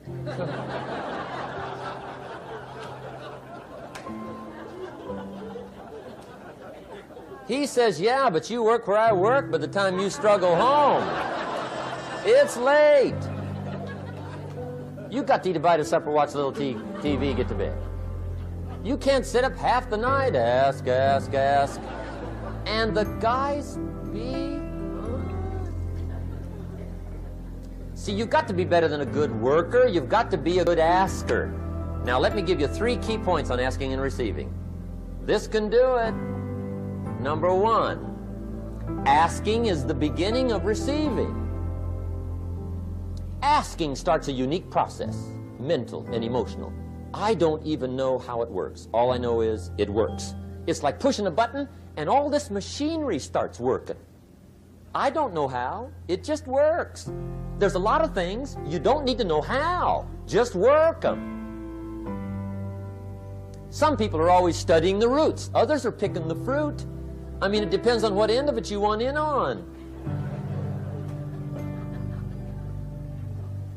Asking is the beginning of receiving, so start the process. Here's number 2. Receiving is not the problem. Receiving is automatic. Now, if that's true, receiving is not the problem, what's the problem? Failure to ask might be one of your major problems. I don't know. Check it out.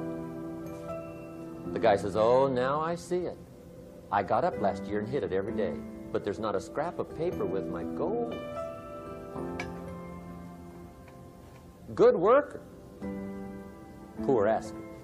So you got to change that. Here's number 3. Receiving is like the ocean. There's plenty, especially in California. It's like an ocean here.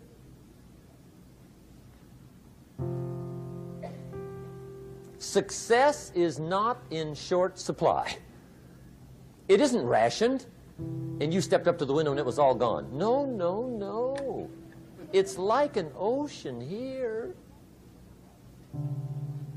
Now, if that's true, what's the problem? Well, some people go to the ocean with a teaspoon. Have you got the picture? See, what you want to do in view of the size of the ocean is trade your teaspoon for at least a bucket, and you'll look better down at the ocean. Kids won't make fun of you, right? Okay. Now, there's 2 ways to ask, and we'll wrap up goal setting. 2 ways. Here's number 1. Ask with intelligence. It didn't say ask intelligently, but I'm sure it meant that. Don't mumble. You don't get anything by mumbling. Be clear. Be specific. Intelligent asking means how wide, how high, how soon, when, what size, what color, how much. Define what you want and describe what you want. That's powerful. In the weekend seminar we teach, goals become like a magnet. They pull you that direction. And the better you describe them, the more they pull. So ask intelligently. Here's number 2. Ask with faith. That's the childish part of the equation. Believe you can get what you want like a child. Not an adult. Adults are too skeptical. So the formula really reads, make plans like an adult and believe in them like a child. And the most incredible things will happen. Just try it for 90 days. Just try it.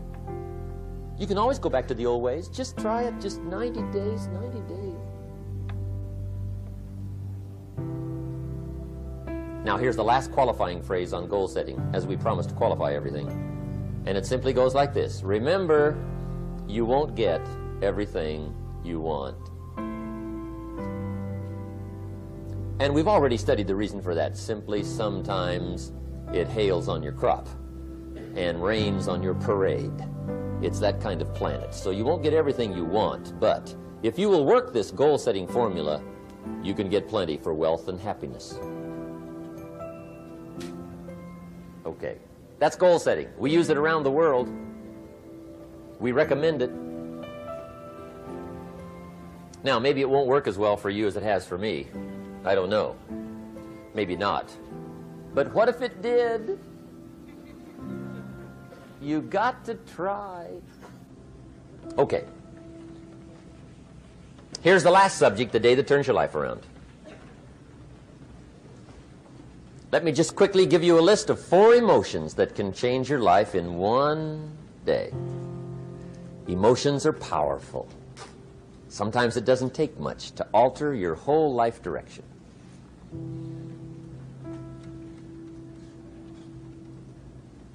Okay, here they are. Number 1, disgust. Powerful emotion. Disgust says, I have had it. See, that could be the day. The day you can say, I've had it. And whether you've had it with something small or something major, the day you can say, I've had it, may not be the day it ends, but the day it begins. That's what I said when that little Girl Scout left my door when I'm 25. I give her the big lie, she leaves, I say, I don't want to live like this anymore. I've had it with lying and being broke. Powerful day. The man's finally had it with mediocrity. He's had it with being a loser. He's finally had it with those awful sick feelings inside, knowing his wife is at the grocery store looking at 2 cans of beans, one marked 37 cents, one marked 39 cents. And the guy sick inside knows his wife's going to buy the 37-cent can, and she doesn't even like the brand. Do you know why she's going to buy the 37-cent can? To save 2 cents. The guy sick inside finally says, I've had it. Being on my knees in the dust looking for pennies? We're not living like this anymore.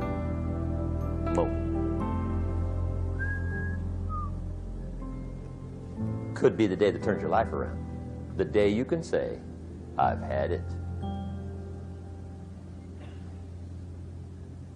He walks into his closet and rips everything in it to shreds and says, I've worn this embarrassing stuff for the last time.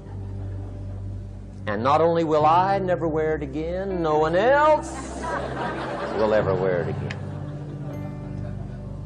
Commit an act that says, I've had it. Powerful. Here's the next one. Decision. And decision making is powerful. And it's emotional. That's those knots in the pit of your stomach, right? Waking up in the middle of the night in a cold sweat, trying to decide. We sometimes call it inner civil war. What shall I do? Well, for progress, you must decide. The best advice I can give you came from a wealthy friend of mine who said, if it's easy, do it easy. If it's hard, do it hard. Just get it done. If you went home tonight and in the next few days cleaned up a whole list of decisions, that might furnish enough inspiration for the next 10 years. I found this out many times after you've decided. Getting on with it is easier than deciding. Sometimes decision is the toughest part. Here's the next emotion, desire, wanting to bad enough. And I don't know how to tell you to want to. That's something you've got to come up with. There's 2 things I know about desire. Number 1, it comes from inside, not outside. You don't send off for it. Number 2, I know desire can be triggered by something. Who knows what it might be? Sometimes desire waits and sleeps for something to happen. Maybe it's a book, maybe it's a song, maybe it's a sermon, maybe it's a lecture, a seminar, maybe it's the conversation of a friend, a happening, an event. Who knows? The best advice I can give you is what I give my staff. It goes like this: welcome every human experience. You never know which one is going to turn it all on. even the bad experiences. Sometimes from the bitterest experience comes the greatest awakening. So let down the barriers, take down the walls. The same wall that keeps out disappointment keeps out happiness. Let life touch you. Don't let it kill you, but let it touch you. Here's the last one. This one's powerful. Resolve. Resolve says, I will. Two of the most powerful words in the language. I will.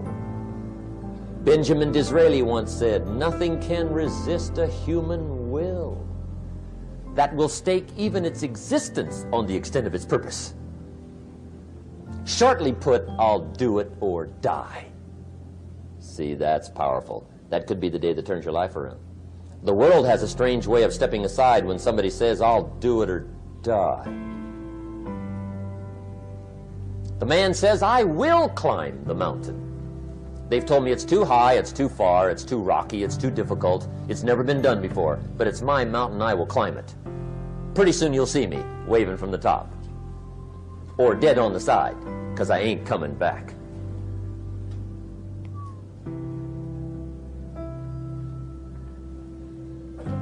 The best definition I ever got from the word resolve came from a little junior high girl in Foster City, California, up north.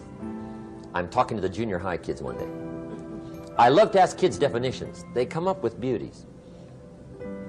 I got to the word resolve and I asked, who can tell me what resolve means? And I got several hands, and they were all pretty good, but the last one was the best. Little girl, about 3 rows back, held up her hand. She said, Mr. Rohn, I think I know what resolve means. I said, darling, what do you think it means? She said, I think it means promising yourself you will never give up. I said, that's it. Webster, stand aside. That is the definition. Promise yourself you will never give up. I asked the kids, how long should a baby try to learn how to walk? How long? How long would you give your average baby before you shut him off? How long? See, any mother in the world would say, you're crazy. My baby's going to keep trying until it learns how to walk. What a magic formula. Now let me show you what triggers all emotions into activity that brings results. And results is the name of the game. Here it is. Action. Finally, you must do something about how you feel. Jesus, the master teacher, said, don't just be listeners, be doers. The world admires the doers. Whatever it takes to get you to try harder, read more, set your goals, and go for it. Here's the next attitude disease. Over-caution. Some people never will have much. They're too cautious. Now, you can also be too reckless, but you can also be too cautious. This is called the timid approach to life. And my caution was always the risk. Risk used to drive me right up the wall. I used to say, what if this happens? It's called the language of the poor. What if this happens? And on top of that, if this was to happen, look at the fix I'd be in. I better not try. I could always ace myself out. Then I'll tell you what changed my whole life when I finally discovered it's all risky. The minute you were born, it got risky. If you think trying is risky, wait till they hand you the bill for not trying. If you think investing is risky, wait till you get the tab for not investing. See, it's all risky. Getting married is risky. Having children is risky. Going into business is risky. Investing your money is risky. It's all risky. I'll tell you how risky life is. You're not going to get out alive. That's risky. The Englishman says, well, if that's the way it's going to work out, let's give it a go. Right, that's what it's for. Give it a go. Somebody says, yeah, but I'm looking for safety and security. fine then huddle in a corner. We'll cover you with a sheet, bring you 3 meals a day. And we'll protect you, feed you, look after you, care for you. We won't let anything happen to you. And you'll probably live to be 100. The guy said, well, yeah, I'd live to be 100. But what a way to live. Right. What a way to live, safe and secure. Don't ask for security. Ask for adventure. Better to live 30 years full of adventure than 100 years safe in the corner. And see, it's not important how long you live. What's important is how you live. Here's the next attitude disease. We're almost through with this motley list. In fact, we're almost through. Hang on. The next one is pessimism. Pessimism, the deadly disease of always looking on the bad side, the problem side, the difficult side, checking all the reasons why it can't be done. The poor pessimist leads an ugly life. He doesn't try to figure out what's right. He tries to figure out what's wrong. He doesn't look for virtue. He looks for faults. And when he finds them, he's delighted. How ugly. This is the poor guy who looks through the window, doesn't see the sunset. He sees the specks on the window.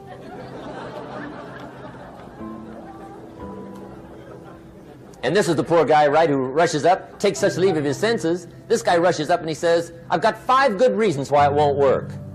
He's so dumb he doesn't know. All he needs 1. He's got 5.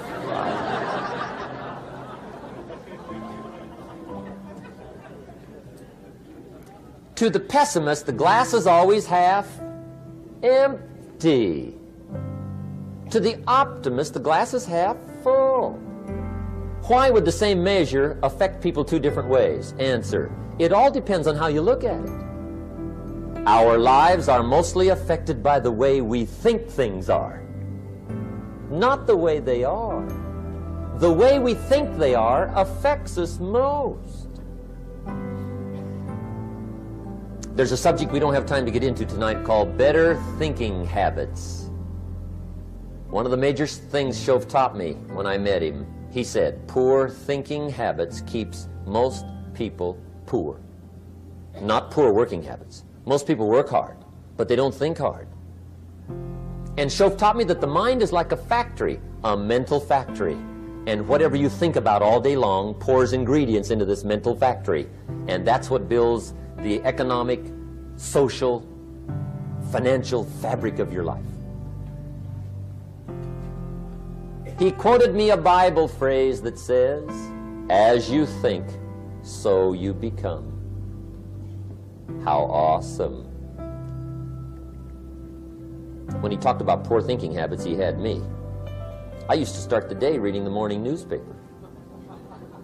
I mean, you can believe that or not. I'd get a cup of coffee and read the paper. I'd load up on wars and riots and murders and stabbings and killings and bank robberies and muggings and car wrecks and tragedies.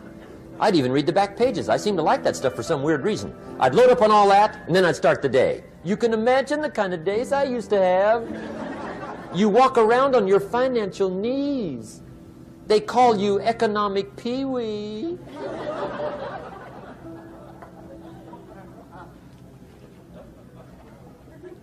The guy says, I want to be a great leader. Wonderful. The first thing we do is follow him to his house. When we get there, we walk in and check his library, number 1. Somebody says, well, why check his library? The reason is because what a man reads pours massive ingredients into his mental factory, and the fabric of his life is built from those ingredients. You would not believe what some people have got in their house to read. You would not believe. One of the best dressed up words I know for a lot of it is trash. Can you imagine dumping a barrel of trash into this mental factory every day and coming out with a rich, dynamic, positive life? It can't be done. You might as well try making a cake with cement. The kids back in Danbury, Connecticut, high school, they're asking me questions one day. I'm talking to the kids. Kids got good questions these days. One of them said to me, Mr. Rohn, how do you build the good life? I said, it's simple. It's not easy, but it's simple. Here's how you build anything. Select the right ingredients, keep out the wrong ingredients, and it starts with thought. Everything starts with thought. So you must be wise and careful what you think about, because that starts everything. You got to be wise and careful. I asked the kids, what would happen if somebody dropped sugar in my coffee? They said, well, you'd be okay. I said, what if somebody dropped strychnine in my coffee? They said, well, you'd be dead. I said, correct. Lesson 1. Life is both sugar and strychnine. You gotta be careful. I said, what if my worst enemy drops in the sugar? They said, will you be okay? I said, what if my best friend, even by accident, drops in the strychnine? They said, well, you'd be dead. I said, correct. Lesson 2, watch your coffee.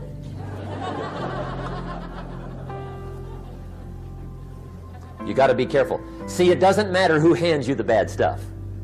It doesn't matter where you get the bad stuff. It'll still do its damage on your bank account, wherever you get it.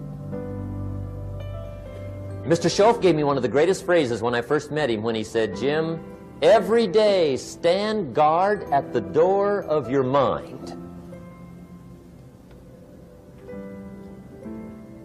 How important. Stand guard at the door of your mind. And you decide what goes into your mental factory. Don't let anybody just dump anything they want to in your mental factory, because you've got to live with the results. Okay, here's the last disease, and we're through with this list. In fact, we're almost through. Hang on. The last subject is very brief. The last disease, but this one is deadly. Engage in this one, indulge in it even slightly, and you might as well forget the future, because it's going to forget you. Complaining, crying, whining, griping, a Bible word called murmuring. See, that'll ace your future. Spend 5 minutes complaining, and you have wasted 5. And you may have begun what's known as economic cancer of the bone. Surely they will soon haul you off into a financial desert, and there let you choke on the dust of your own regret. I hope I said that well, so you won't forget. It's a deadly disease. If you don't think it's bad, ask the children of Israel of Old Testament fame. Typical of us all, their story just happened to get in the book.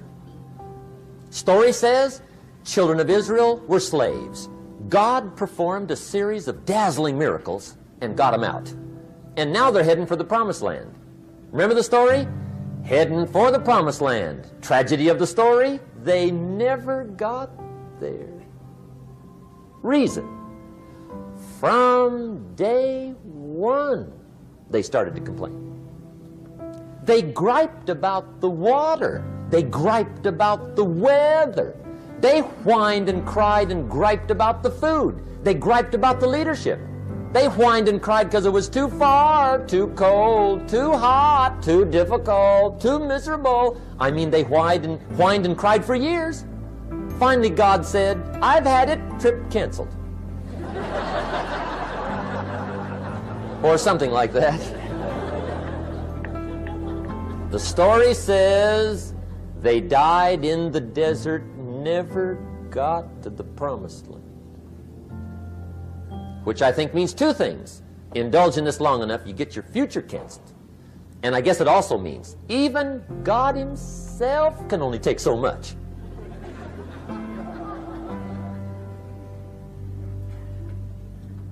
Okay.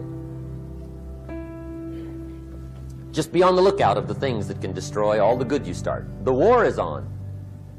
And this evening, tomorrow, mentally, personally, socially, economically, you got to make sure you're winning the war. And this is part of it.